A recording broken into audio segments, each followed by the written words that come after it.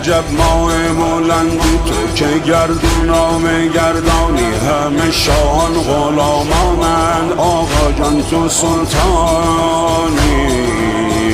بخوان تلقیه بر این راه زندانی، علی الحب و جنت قسیم النار و الجنة، وسیع المصطفى حقا امام الانس و الجنة. یا علی یا علی